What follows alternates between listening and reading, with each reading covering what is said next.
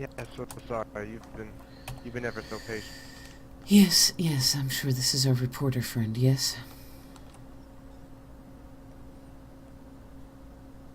Well, it's not about the. I didn't mean to disturb. It was only a 2 seconds disturbance. I didn't mean to interrupt. It's fine. Go ahead, please. You are the reporter, that's correct? Yes, exactly. I believe we've met before about you, but you were very occupied. Uh, I assume that yes, you're here for your interview, yes? To which I agreed. I know it's yes, been a while. exactly. Come along, follow me. Let's go to my Yes. office. All right.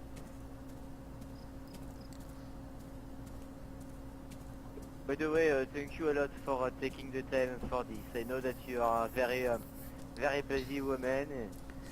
You're very welcome. I apologize that it has taken so long to get around to it. It's the nature of things these days. Totally understandable. Totally. Anyway, before you guys get started, Alyssa, I'm just gonna head south and see if I can't find any more details. I wish I had gotten more information out of the man, but I couldn't even get his name out before he ran off. Had a What is the problem? American accent. That's okay, Jeffrey. Thank you so much for being so diligent. I wish you luck in the South.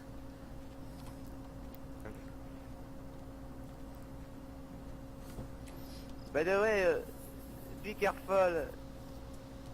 There's a woman that pointed a gun at me over there earlier. Thanks for the tip. I'll be careful.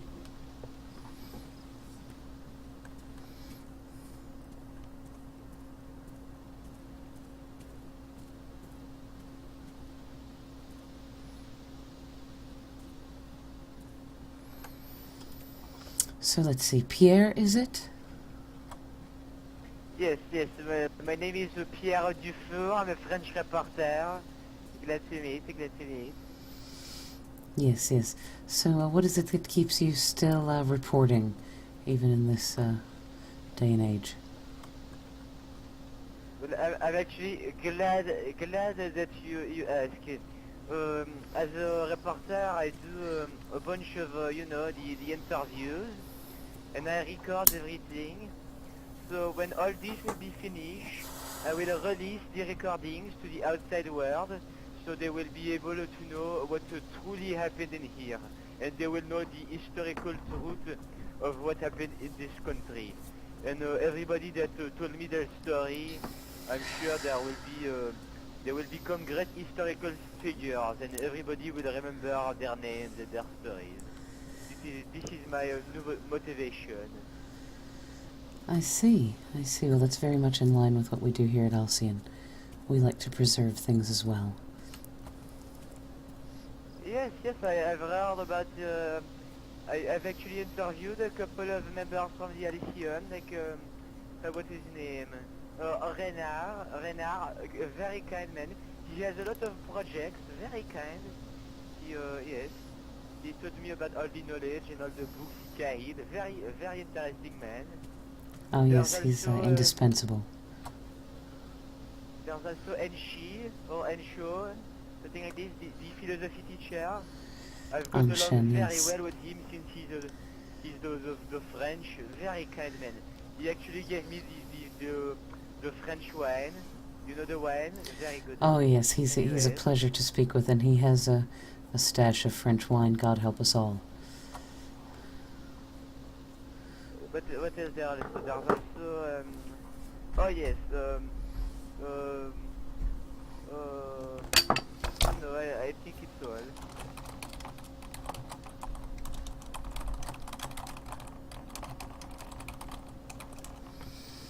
Please, welcome to the place where I make my office. Make yourself at home. Oh, thank you a lot. Oh, very nice, very nice. Where do I go next? Well, there's a more traditional office upstairs, but this room tends to have more comfort and space. It's not much, don't have much in the way of upholstery, but at least it's tidy and clean. I get to at least dust and things once a week. Please, have a chair or a seat, wherever you like. Do you have any working water over here? Or it's normal? No, I just carry water from the pump and refill a canister. Well, please make yourself comfortable since it is your office. Do you need anything to make you any more comfortable? Maybe like food, water, something? No, my goodness, it's my job to offer you hospitality. I was going to ask you the very same. I have plenty of food and water. Oh, well, alright, thank you a lot.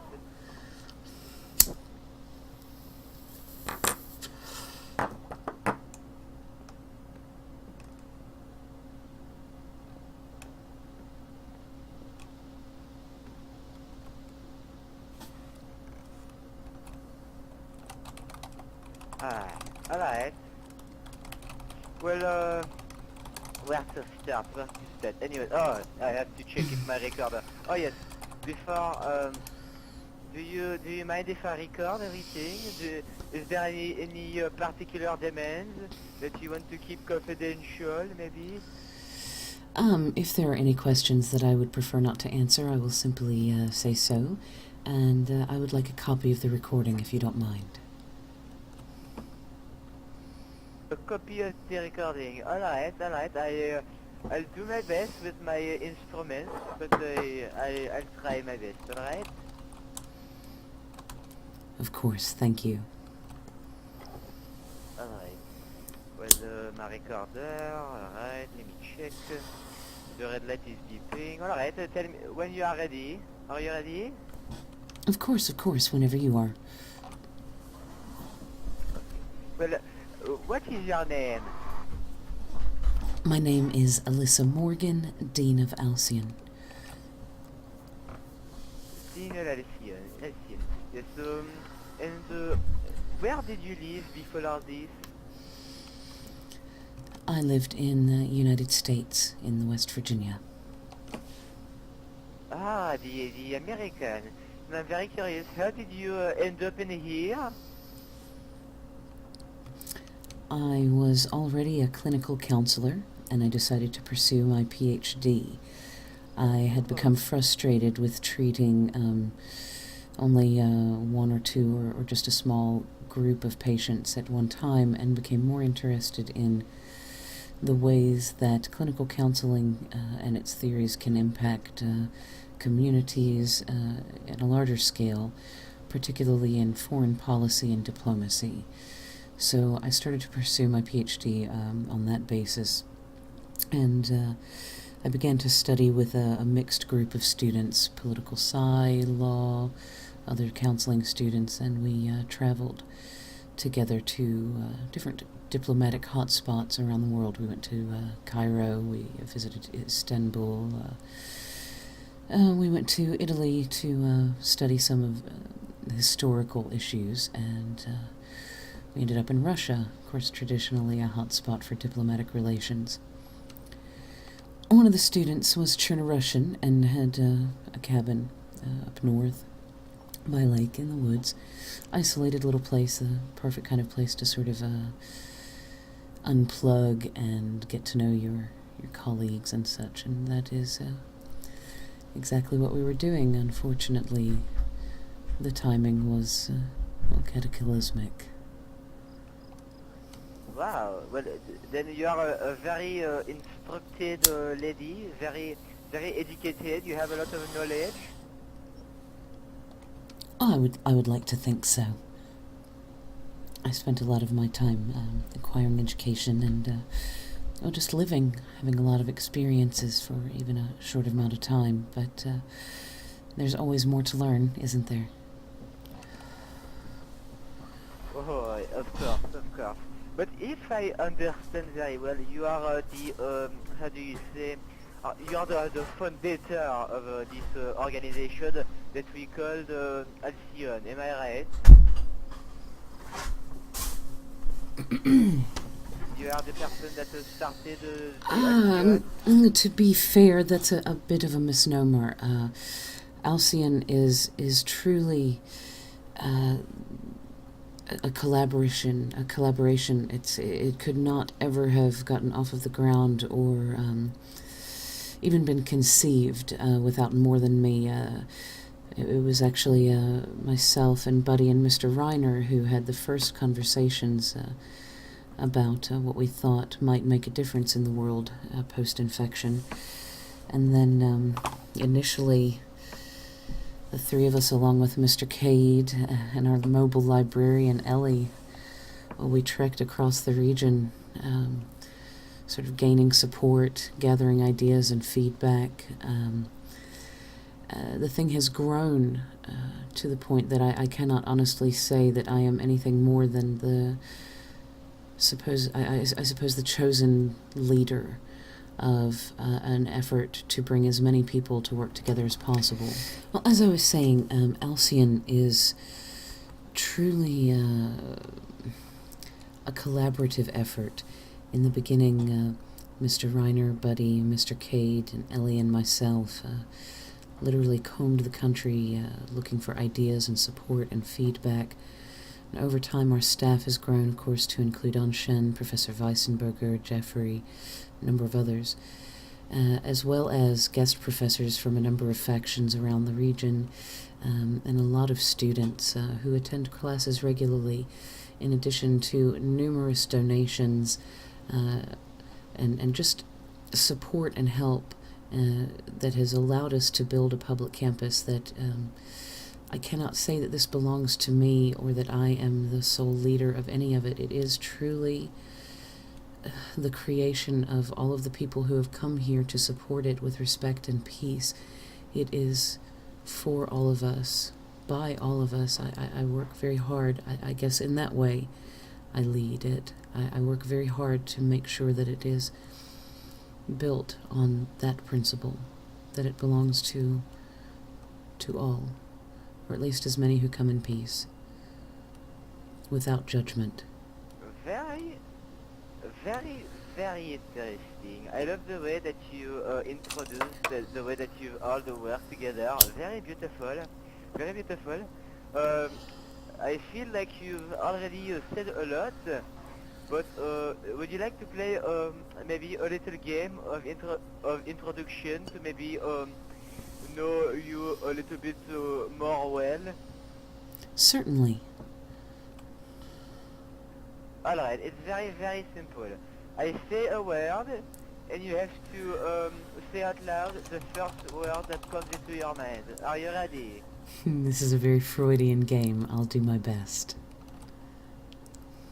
Alright. Be sure to make it quick. Rifle. Winchester. Winchester. Pardon me, what is the Winchester? Oh, the Winchester is my hunting rifle. It's the type of rifle that I use to hunt. Oh, it's a type of rifle. Oh, you use it to hunt the animals? Yes, Oh, they're few and far look at between you. these days, but yes, it's a nice weapon. Beautiful, beautiful rifle, and it goes very well with you. Well, I rarely have occasion to use it except for food, and I'm happy to keep it that way. But I do keep it nice and clean, maintain the machine after I use it. I can see. The wood seems very soft. Anyways, let's continue. If I say the word cannibal.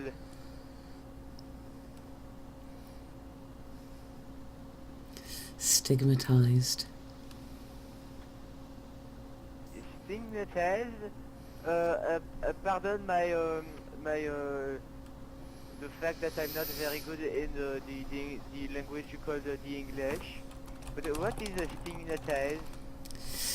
This means that there is sort of an automatic judgment placed on those who are found to be cannibals. They are hated. The stereotype. Yes, yes. Alright, alright. And if I say the word infected, Frightening. frightening. Oh, we introduce the emotions. I like it, I like it. If I say the word family,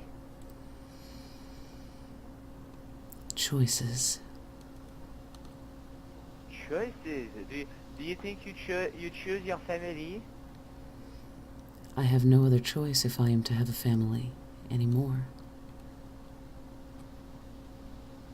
Oh, I see, I see. What do you mean by that? Well, the family that was given to me by birth is most likely dead or infected and all the way across the ocean. I'm sorry to hear. It is the same for most of us here, I suppose. But I thank you for your condolences. It is more effective for survival and my emotional well-being to accept it and give meaning to the opportunity to choose my family. That's actually very beautiful. Do you mind if I write this in my booklet? That's just fine. I would expect you to, of course. Don't worry, I will quote. I will quote the beautiful name Alyssa Morgan. Oh, Anyway. goodness. While I'm writing, we can still continue. If I say the word food, I'm sorry, which word? the word food. Like what you eat? Yes, exactly. The thing that you put in your mouth. Oh, hospitality. Hospitality. Do you use food as a way to hospitalize other? As a way to provide nurturing and caring, yes, absolutely. I come from the South. It's very important to feed people both literally and emotionally. Oh, well, that's a very kind way to do so. I admire your kindness. Anyways, if I say the word civilization, Metamorphosis. I'm sorry.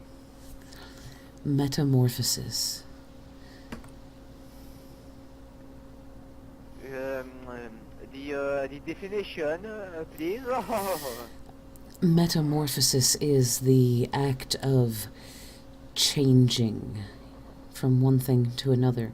So a caterpillar goes through metamorphosis and becomes a butterfly. Currently, civilization is doing the same. Hopefully it will become a butterfly and not something else. That's actually a very beautiful way of seeing things. I would like to write it in my booklet and quote it, but I'm afraid that if I do so at each sentence you say, my booklet will be no more. Well, you are Okay. recording, of course. Yes, yes. If I say the word book, Oh, gosh. Love. love, you have the passion for the book, the passion for the knowledge. Oh, I'm such a bookworm. I don't have as much time to read now as I would like, but I do love the fact that people bring book donations, and I sort of hoard as many books and encourage my staff to hoard as many books as possible so that we're all something of a walking library. While I don't believe that the entirety of human knowledge and wisdom is contained in what books are left, I do cherish them with a passion that is possibly more than healthy. Sometimes I'll have more books in my bag than food. Oh, that's incredible, Alyssa. That's Madame Morgan. I'm sorry, but suppose you're very proud of Mr. Renard for all these books he carry. Yes, Mr. Reiner. Mr. Reiner does an excellent job, especially for his age. You know, Mr. Reiner is a very young man at the age of 19. When I first met him, he was a very nervous young fellow, obsessed with being vigilant but afraid of the dark. And he has become a young man no longer afraid of the dark, who, although he irritates a number of people, speaks his mind without reserve, stands his ground. Even if I disagree, I have a great deal of respect for the man that he's becoming. He is not scared of the freedom of speech. That's a very beautiful quality to have. Very beautiful. Yes, indeed. So long as we are able to survive uncensored, then our imaginations will thrive. Beautiful, beautiful. Again, I would love to write it in my booklet, but I can't. Anyway, if I say the word to conclude the little game, since it's been a while, if I say the word Pierre DuFour. Gentlemanly and persistent both pop into mind at once. Oh, very, very kind of you. I like it, I like it. Anyway, would you like maybe a little break? Because I think we've completed the half of the interview. Or maybe it is all your time, maybe, or would you like to continue? If you would just give me just 2 moments to check on my radio, I'll be happy to continue. Totally understandable. I will be eating and drinking over here. Water, of course. Of course. Oh, thank you so much for the little break. I hope that you are sufficiently refreshed. Need anything extra? Oh yes. Well, are you okay now for the radio? Yes, I'm just fine, thank you.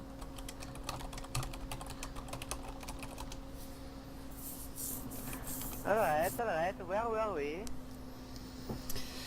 Well, let's see, you said that we were about halfway through the interview process, and we had just finished your word association game, I believe. Oh, yes, of course, I remember now. Thank you a lot for the memorization. Of course. Alright.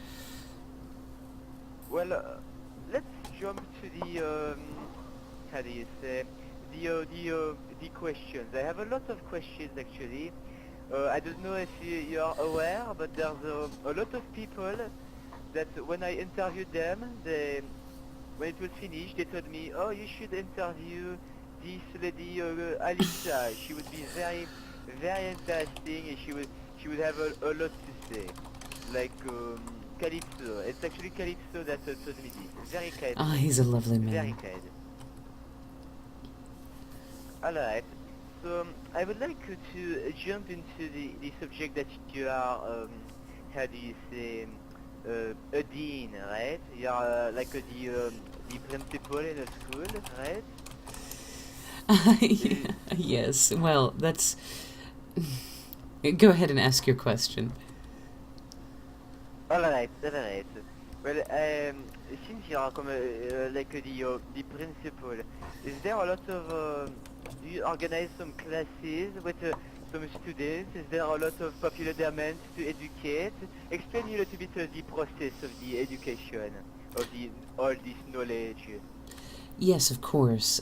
Well, first and foremost, the dean moniker has been sort of... well, it's I think it's more of a loving nickname than any certainly there's no legal standard behind it. But anyway, to answer the question, there have been a number of successful classes. In fact, I've been greatly heartened by some of the events that we've held early on. At first, our earliest classes were sort of just impromptu panel discussions. People, Mr. Reiner, myself, Jeffrey, would bring up a question for whomever was available at the time. We discussed pieces of great literature. We've discussed the nature of the infected, the meaning of life, the problem of evil, just as casual groups of interested people at the beginning. And then we got more and more interest from students who came regularly and started asking for things like marksmanship classes, history classes. We started getting ideas from guest professors of other factions. So we've hosted a Cherno Russian language course, and we're hoping to run that one again. We've hosted Professor Gerhard Weissenberger within the past few weeks. Hosted a class, and both of the language class and professor's class were both well attended by over 20 students. His class was about the impact of the post-infection time on the human mind. It was incredibly interesting. Professor Anshen is our wandering philosopher. He is just absorbed with wisdom and the ways by which we come to what it is we think we know. And so wherever Anshen is, you can just expect that class is in, but he swears that one of these days he's going to turn in a syllabus. Because we are in a post-infected world, things like scheduling tend to be a little difficult, and the most effective ways for students to know when the classes that they're interested in will be held and where they will be held is to simply be in contact with their professor. Each professor has a secure frequency of his own, and of course will let any interested and eligible students know when and where to meet for the classes that they've enrolled in. And I let the professors sort of handle those things personally. They do an excellent job. Also, we've been able to host a number of other events, including, sadly, funerals. And we're looking forward, hopefully. Very sorry to hear. That was one of our earliest events. It was for a very good friend, and it gave me a sense of peace to have been able to help provide such a ritual that may have been lost without it. I do not mind providing such services in order to help people come to closure. I think these things are important. But we also had the opportunity to help with Mr. Timmy Diedrich and Gio's wedding. We did not host that event, but I'd like to think that we offered at least some assistance. And we're hoping soon to host a show to present the talented people of Cherno, hopefully with singing, dancing, and a number of other great talents. Oh mon Dieu, there will be the talent show, like how do you say in America, the American Got Talent? Yes. Will there be the judges with the button that you smash, smash, smash? I do not know if Mr. Reiner has found any buttons, but I have been assured that he has found some judges as well as some talent. He is currently on a vacation in the capital, but within 10 days he should return, and plans for that should move forward. Well, that's very interesting. I would like a little bit to talk about, if I understood at first, you and Renard, you were doing just like me, interviewing others and asking them questions. What was your motivation by doing this? Yes, absolutely. Well, we first wanted to get to know the population from which we would be choosing our professors, and of course with which we would be working in terms of students, and we provide other services as well, therapeutic and mediation services. So we wanted to get to know these people, and we also, to be honest, had very little idea how to go about doing something of this magnitude, and knew that it would be a great project. And so one of the best ways that we could think of to start was to simply ask people, what do you want to see? What do you think will work? Where do you think it would be best to do this? We chose Delina based on a suggestion from a very good friend of ours named Alexi. And you know, and along the way we looked at a number of locations. So there were a number of different motivations for doing what we did in the beginning. We wanted to find the perfect place to set up. We wanted to know what would be most helpful for the citizens and survivors of Chernobyl. It's no good to offer a thing that nobody wants or needs, or to offer it in a way that no one can access it. I actually heard about the how do you say the summer camp in the woods over there. Is there some sort of for little children? What is it? Well, that area has changed its purpose a couple of times, and I suppose it's best to say that it's still in development. Originally, we were using it for close student housing, and students could just sleep there and camp there and have a nice fire there. Oh, Eventually, very kind of you. well, thank you. I see no reason not to share. None of these things belong to me.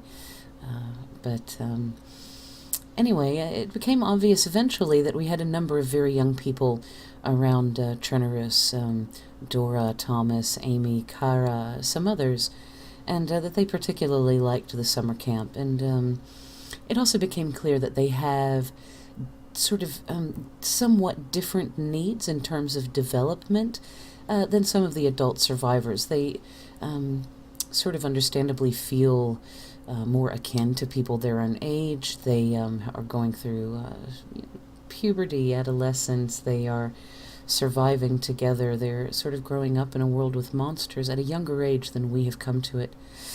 And they were also Go ahead. I'm sorry. I talk too much. Sorry to interrupt. But continue. Well, as children do, they were also a little rebellious, and they were constantly running off, and in fact this is still a problem, unfortunately.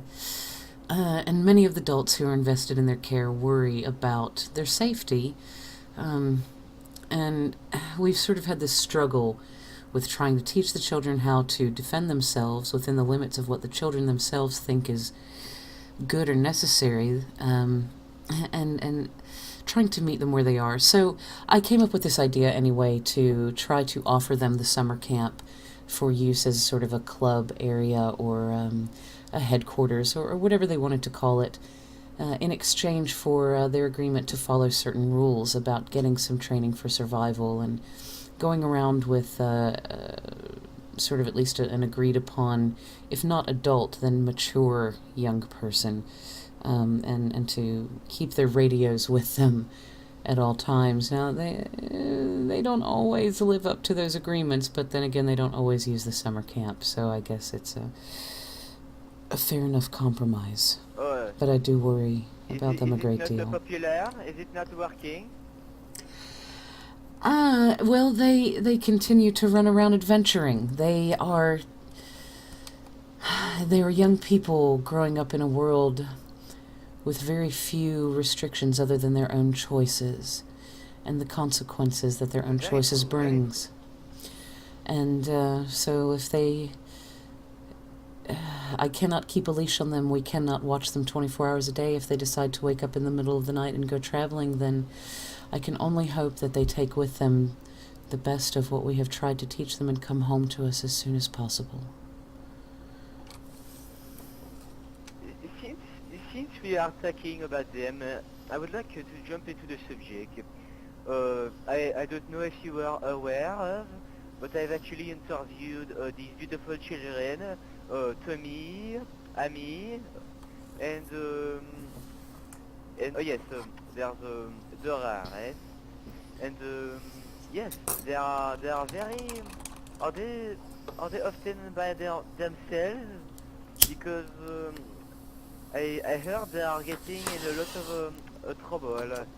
There was actually a case, I don't know if you were aware of, but do you know the man named Mickey?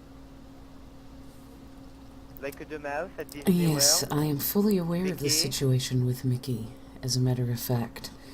And I can, for the record, let you know that the troubles with Mickey and the children are officially over.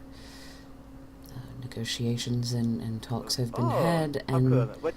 the children no longer need to worry about Mickey trying to rehabilitate them without their consent or anything of the sort.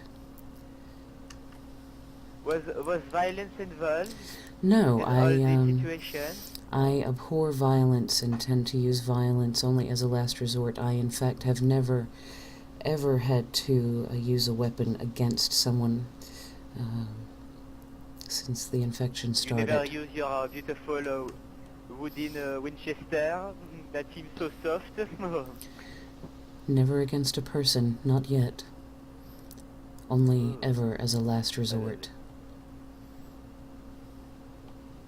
And if we continue, I've actually tried to interview the little girl called Dora. She seems very kind, but there was a girl with her, and she seemed very angry. I didn't even present myself, and she started pointing the gun at me, and I didn't know what to do, and she left away. How long ago was this? I'm going to be honest, I was very scared. I don't know if she wanted to harm them. It was maybe right before night, right before the sun set, or yes, right before the sun slept. Within the In past woods 24 over there. hours. Am I bringing? Yes, exactly. Am I bringing bad news? I don't want to raise any alarms. I'm sorry. You are confirming news that I am currently investigating. That is all. I am very sorry that Alec frightened you. I would ask you to please forgive Alec. You asked if the children often find themselves alone. And the answer to that question is that if the children find themselves alone, it is by choice. The children have lots of support from a number of different factions, including Timmy's group, the Chief's group, and my own group. They have a lot of people invested in their care. I myself have worked very, very hard and risked quite a lot to keep them safe, personally and professionally. So if they have found themselves in trouble in situations where they are unsupported or alone, I assure you it is because they have gone off and not followed the instructions that they have been given by the people who care about them. Further,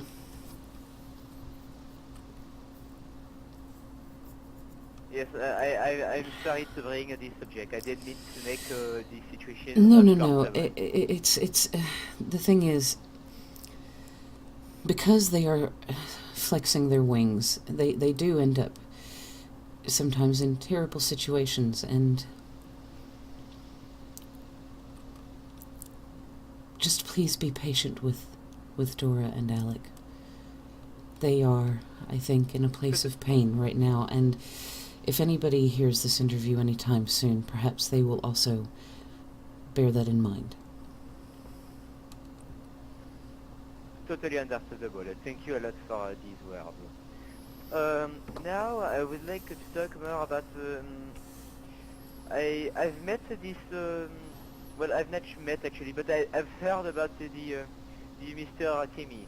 Is he the one living at the factory? Oh, gosh, unfortunately, I have not seen not necessarily unfortunately, I suppose. I haven't seen Timmy and Gio since their wedding. They told me only that they were going to go enjoy their honeymoon, and I am not at all certain where they have settled since, but I certainly do hope that they are happy and healthy, and wherever it is, they're doing well. Oh, I see. Well, I'll forget this discussion. Let's jump into the whole disease, the infected. I would like to have your personal opinion about these things. Do you think they're alive, dead? Do you think they're conscious?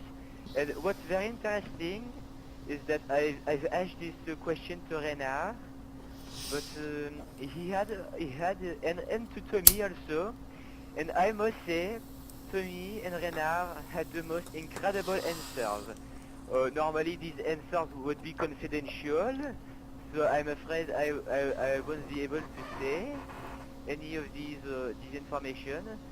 But I would like to know if you're aware of their way of thinking about these infected, or however you call them, walkers, biters. I tend to call them infected, or if I'm being lazy, zombies. I am not at all certain. I shall have to ask now what Mr. Reiner's thoughts are on the infection and on the infected. I personally,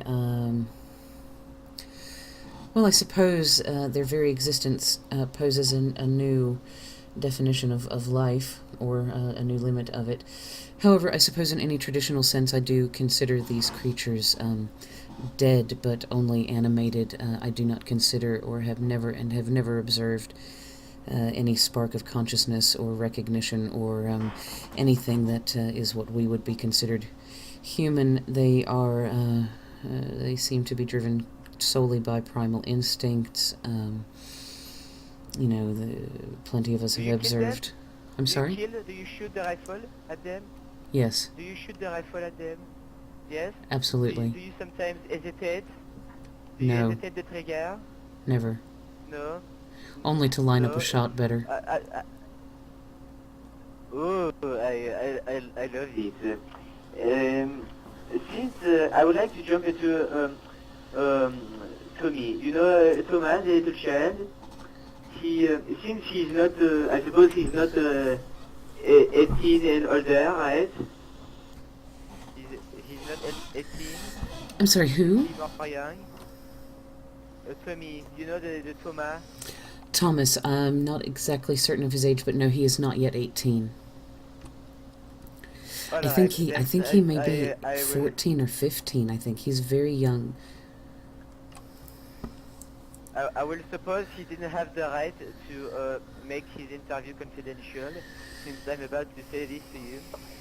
Do you know, Tommy, that he thinks that these things are, he called them the unburied.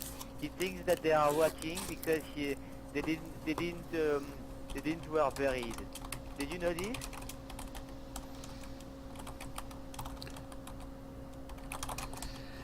I did not know that, and that is very interesting.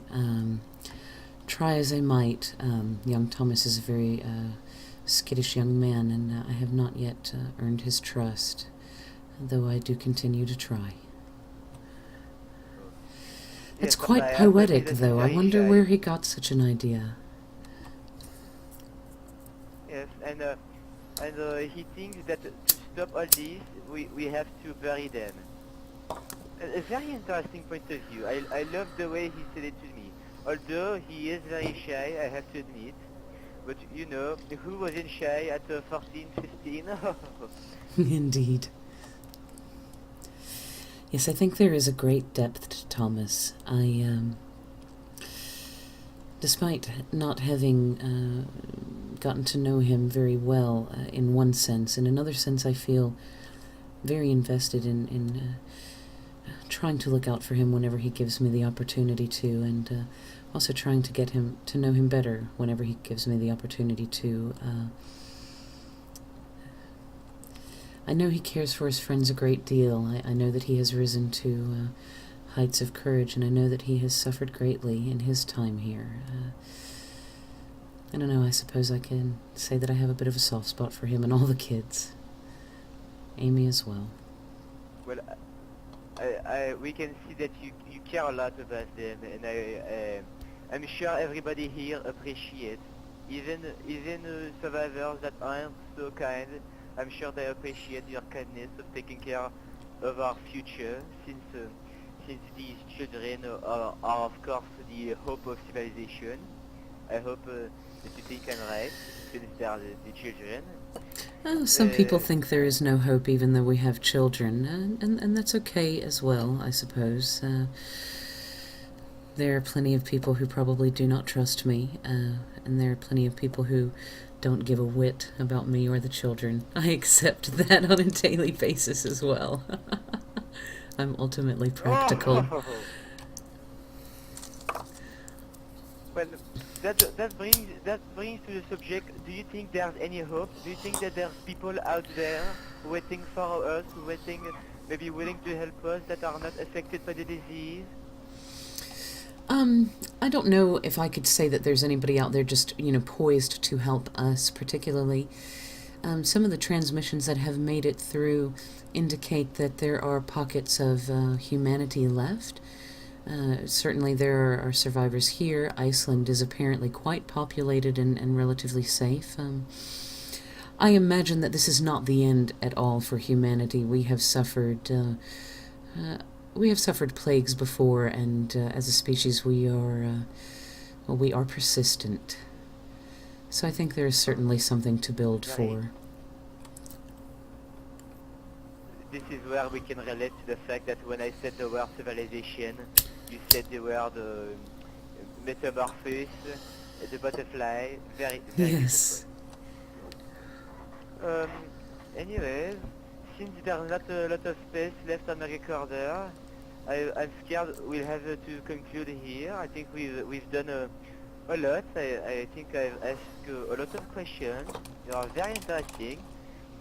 But to conclude, do you have any message for other survivors, maybe? Or a message for people out there, maybe? Yes. Yes, I absolutely do. We are listening. Love is a better motivator than fear. And inside every single person that's left walking in this region, there exists a unique universe that deserves exploration. And so I ask, as I always do, for everyone, as long as they can, to try to set aside their bullets, explore those universes, and try out a little love before they go for the fear. If I say nothing else ever again, that's the most important.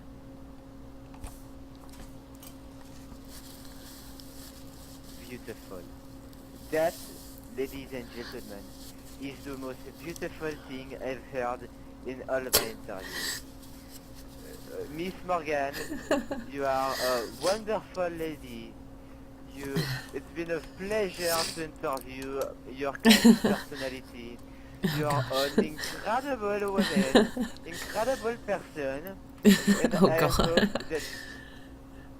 and I hope that everything turns out exceptional for this place and for the civilization that you care so much about. Alyssa, it's been a pleasure. Thank you a lot.